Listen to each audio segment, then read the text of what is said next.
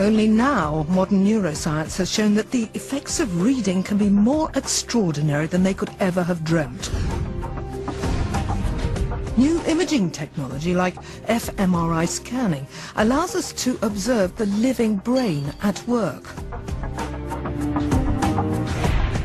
It's shown that reading, something most of us take for granted, can help unlock remarkable powers.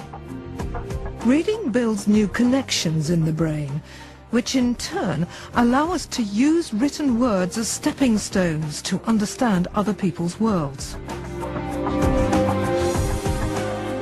A good book literally has the power to change you.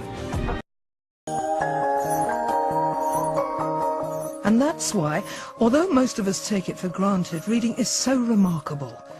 Reading and writing don't come naturally, so to do it, the brain must change. Human beings were never born to read. We were born to speak. We were born to see, smell, hear, but never read. What the human brain had to do was to rearrange its existing parts.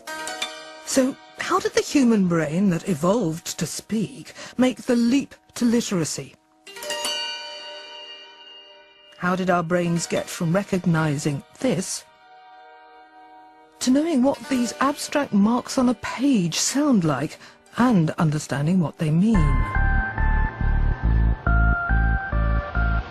Today, it's impossible to imagine a world without trillions of words on street signs and hoardings, in newspapers, books, magazines, and on the internet. We live in a world saturated with written language. So, how did the brain get rewired to read? To understand how we do new things, which we do constantly, you need to know two key things about the brain. One is that it's modular. That is, different bits of it specialise in doing different things. And the other is that it's plastic. The bits change. The modules work together to produce an almost infinite range of behaviour. You could think of it as a sort of Lego set that can be built up to do one thing and then dismantled and built again in a different way to do something else entirely. Same bits, different function. So a lot of areas of the brain are involved, and they're all integrating together to transform visual information into auditory information, into motor information, and into the meaning. And of course, when you read a word, and you can do so in a few hundred milliseconds, you have no idea how hard your brain is working. So there's no single reading centre, but a highly complex network, a cerebral internet. Cathy's work laid bare an intricate reading kit of parts. In tiny fractions of a second, the brain must decipher letters and connect them to sounds. Another part of the brain connects sounds and letters to meaning.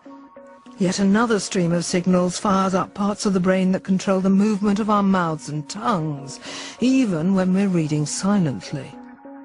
If a single one of these connections is broken, as it is in Terry's brain, the system gets jammed. You may see letters but not a word, or read a word and not know what it means. And what is just as remarkable is that every part of our reading kit was originally designed to do something else. There are no areas of the brain that only respond to reading. So all the areas that are reading are also involved in recognizing objects, in speaking. So in order to read, it's the connections between the visual inputs and the component sounds that need to be linked together. So this doesn't involve any new brain regions. What it involves is stronger and more efficient links. Tom Palmer grew up in the next valley to Haworth. Just a few years ago, he would never have contemplated picking up a book. I just didn't want to read books. I had other things to do. But why? What did you think books were about? What was wrong with them? There was nothing in them for me. There was nothing of interest. Why would I want to read a story? Why would I want to look in a book? Really, it was television, computer games, or playing football for me. Desperate, Tom's mother gave him books about his consuming passion, football, to kick-start his reading habit, and the plan worked. Tom moved from soccer facts to the classics. For Tom, reading changed everything. He started writing himself, and today he's a prize-winning author of teenage fiction. Tom had discovered the single most powerful effect of reading, the way a book opens a door into other worlds and other minds. There's a phrase in libraries, creative reading, and I think that reading is a creative act in itself, as writing is, because you are creating something while you're reading it. You're bringing in your own experiences. It's hard to put it into words, but it's something to do with when you can get into the minds of other characters and see what they're experiencing.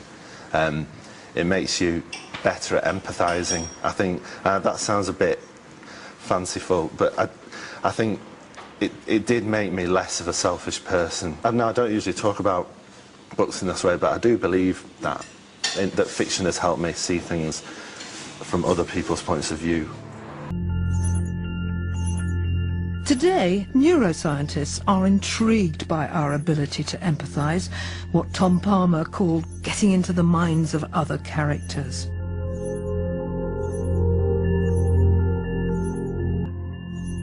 Fiction involves imaginary worlds in the sense of imaginary characters, not necessarily based in anything factual. And the reader, whether it's a young child or an adult, has to enter into this imaginary world. So there are various steps of imagination.